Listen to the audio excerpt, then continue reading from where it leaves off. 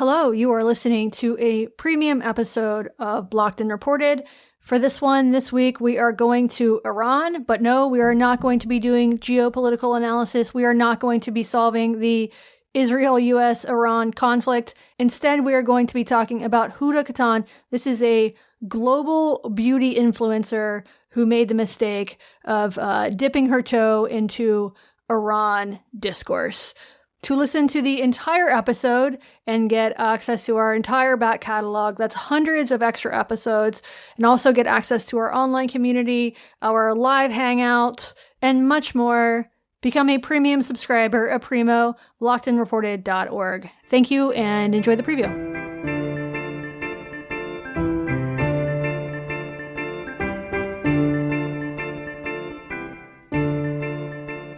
Jesse, what'd you think of my episode with Helen? Oh man, it was really good. You were such an asshole. You didn't listen to it, did you? I have had stuff going on. You know how. Sure. Did you have a doctor's appointment? Actually, it's personal. Did you get that thing looked at? No, not only did I not get the thing looked at, other things have sprouted up around it. It's everywhere. It's all over my skin. But anyway, thank you for asking. Thank you for doing the HIPAA violation on a live podcast. Mm-hmm.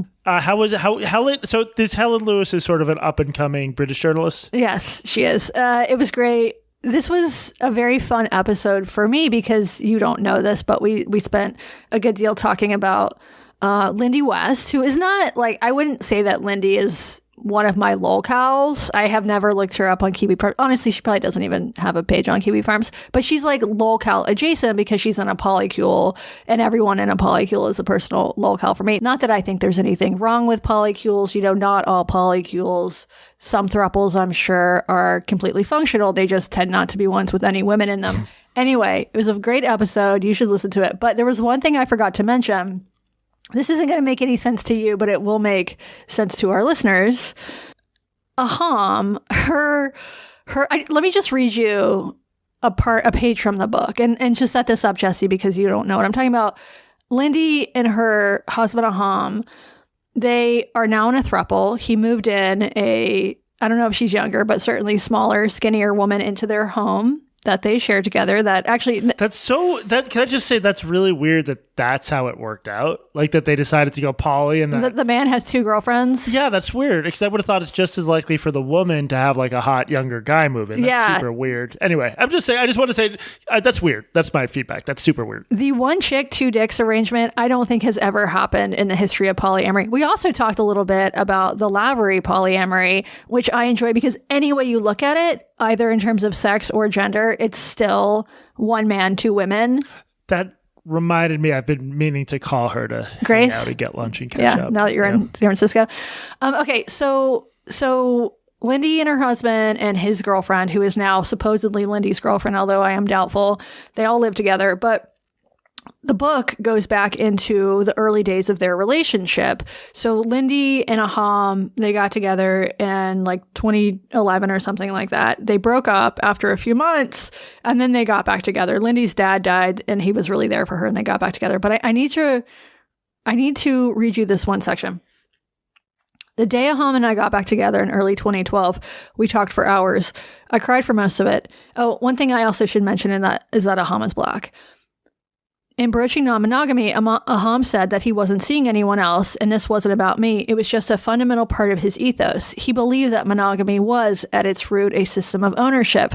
I had to admit that perhaps I didn't feel it as keenly as a white person. So he needed to fuck other people because of slavery. But here's okay, so... because of slavery? That's so ballsy. I like Aham. I did not know Aham's name. I didn't know, but just having heard what I heard, I'm a big Aham guy.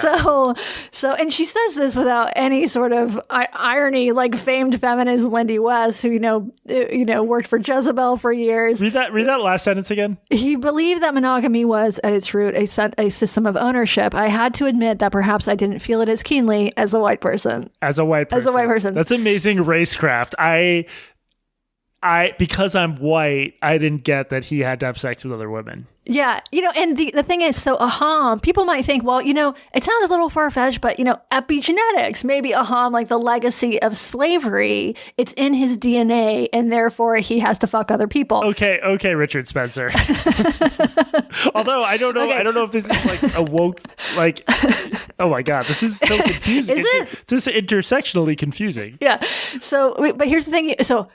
totally valid. Yes, totally valid. The body keeps the score. The thing is, Aham is not actually the descendant of slaves. His father was like a Nigerian who it's like a sort of an it's like an Obama story. Like I think maybe a Nigerian academic who like briefly came to the U.S., impregnated a white woman and then left her. So Aham is not. That's not actually the ADOS as they say, but he still feels the legacy of ownership. Did you say the body keeps the score is totally valid? Do you think I think that the body keeps the score is valid? That could be another good one for the book club.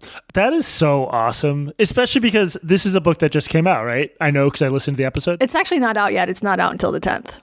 I think the 10th. And it will do better than my book. Well, I mean, that's apples. I wouldn't beat yourself up over that. But in 2026, that's such like a 2016 thing to say. I didn't feel it as keenly as a white person, but yeah, the book, Helen, you would know this if you listened to the episode, Jesse, but book is written as though we're still in the midst of the Great Awakening.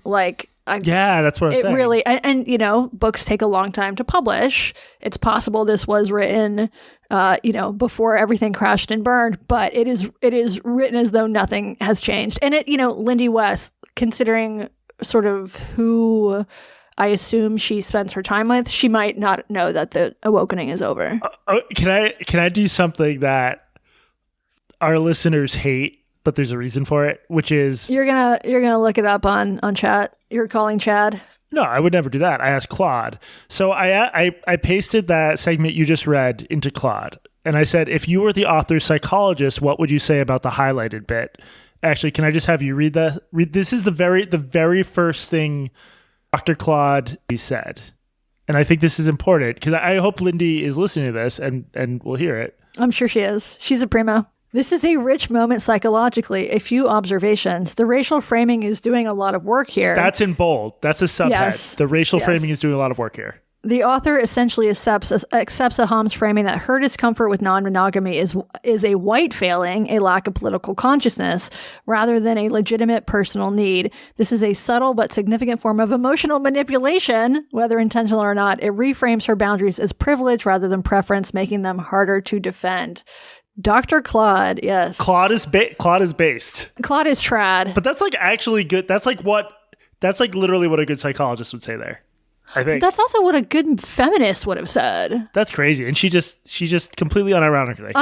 Completely unironic. All right. Okay, so anyway, Jesse, you should listen to the episode. And I apologize to our listeners for that oversight. We really should have mentioned it in the first episode. Yeah, you really should have. But I'm glad I got to talk about it. What else are we going to talk about today? So obviously the big story of the week is the war in Iran and the killing of Iran's supreme leader, Ayatollah. All right, I'm going to try to pronounce this correctly once, and then I'm going to pronounce it incorrectly the rest of the show. Khamenei? I mean, come on. You of all people, you don't need to do the guttural. Just say Khamenei. And no one cares. Khamenei? So this episode, we're going to talk about sort of the geopolitical realities of the new Middle East. Well, no. We are going to be talking about Iran, but because this is blocked and reported, we're going to find the dumbest, most online angle possible. So we're going to talk a little bit about the response, the online response to what's going on in Iran. And most of the show is going to be about what happened when a global beauty influencer decided to dip a toe into Iran discourse. Who is the influencer in question? Her name is Huda Kattan. And calling her a mere beauty influencer is a bit like calling Genghis Khan a soldier. She's the head of a massive beauty empire. She started out as a makeup artist and blogger back in 2010, and her blog grew really popular. She started her own beauty line called Huda Beauty, and it really took off when Kim Kardashian gave her fake eyelashes a seal of approval. And in fact, if you're trying to conjure a mental image of Huda Kattan, just imagine Kim Kardashian. They really look alike. Her beauty brand has 57 million Instagram followers. Her personal Instagram has 5 million. Her little sister, Mona, she used Huda as a launching pad for her own perfume brand, which has become one of the biggest perfume houses in the world for Gen Z. So she's a really big deal. But before we get back to her, we have to do just a little bit of a history lesson. You ready for this, Jesse? I am ready. Let's do it. So as everyone surely knows, back in the 1970s, Iran was a monarchy led by the Shah, which is the Persian word for king. And in fact, Iran had been a monarchy for like 2,500 years, all the way back to the days of Cyrus the Great. A large number of dynasties had come and gone in that time, and there were periods of foreign conquest. But the last dynasty was led by Muhammad. Wait, can I see if I remember these dates? Yeah. Because I actually took a couple courses on Middle East stuff in college. I think it's all that's left because of the video game. In 1953, I think, I did not check this, there was a CIA coup. Yeah? To remove a democratically elected leader. Was that Mossadegh? Yes. Reinstall the Shah. Yes, so Pahlavi was installed with the help of CIA and MI6 in the 1950s, and many people saw him as a Western puppet who was out of touch with the common Iranian. And at the same time, wealth inequality was on the rise. The country was quickly modernizing. Segments of the population were becoming more and more secular. Like you see photos of Tehran in the 60s and 70s of, women walking around in mini skirts with beehive hairdos. This was that era, but the Shah was widely disliked by both leftist and ultra-conservative Islamic clerics because the leftists saw him as an imperial puppet and the clerics opposed modernization. And we should just say this is just stuff you knew. Like you didn't have to research for this episode. I told you I had a Persian girlfriend. Right. What do you think we talked about? This is what we talked about. Yeah. And then in the late 70s, there were several events that led to the collapse of the monarchy. So the Shah and his government had been cracking down on dissent. There was a terrorist attack at a cinema that killed hundreds of people. The terrorists were actually Islamists, but many people blame this on the government. There were protests. The Shah declared martial law and a curfew. There were more protests, and security forces opened fire at a demonstration, killing dozens of people. This became known as Black Friday. There were nationwide strikes, the economy was in crisis, and then in 1979, the Shah fled the country, supposedly on vacation, and never returned. Oh, God, guys, I forgot that I had scheduled this all-inclusive resort. Gotta go. It's a cruise. You can't control the time.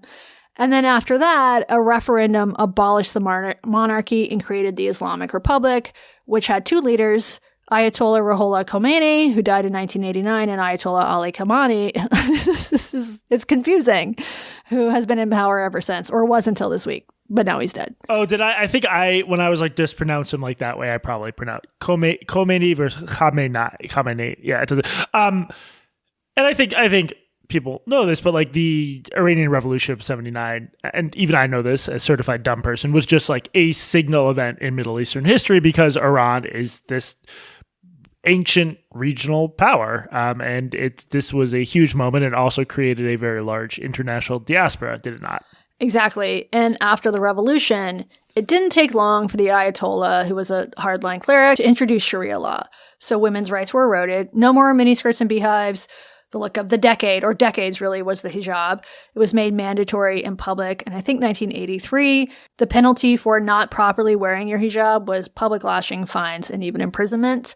And the leftists who had welcomed the end of the monarchy were imprisoned, tortured, and killed in mass executions by the thousands. So around that time and before, many Iranians fled the country. And now there is a huge diaspora in North America, Europe, Australia, elsewhere. Exact numbers are hard to come by, but we're talking about millions of people.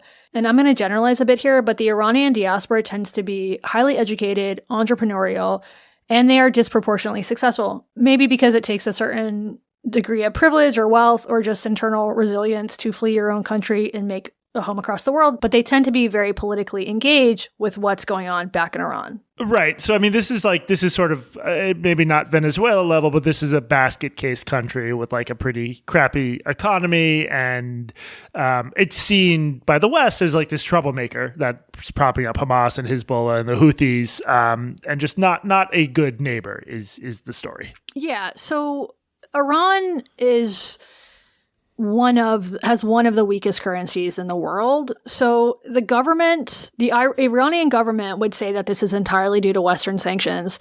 And its critics argue that this is more about corruption, incompetence, and spending money propping up Hamas, Hezbollah, and the Houthis.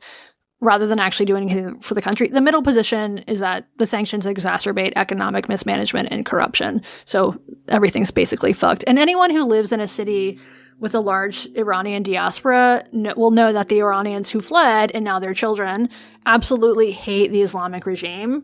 So houses and businesses in Iranian neighborhoods often fly the historic flag. So that's one with this ancient lion and sun emblem. That's not the flag of the current government. And the diaspora tends to be fiercely in favor of the overthrow of the supreme leader and the Islamic regime, which, to be clear, has not actually happened yet. Yes, the Ayatollah is dead, as are dozens of others in the upper echelon of the Islamic Republic. But as of we're recording this on Tuesday morning, there's no new central government, and Islamists are still in charge and still control the military and the police. There are an estimated 150. All right, that's it. That's all you get. To find out what happened to Huda Kattan and Huda Beauty, join us, blockedandreported.org.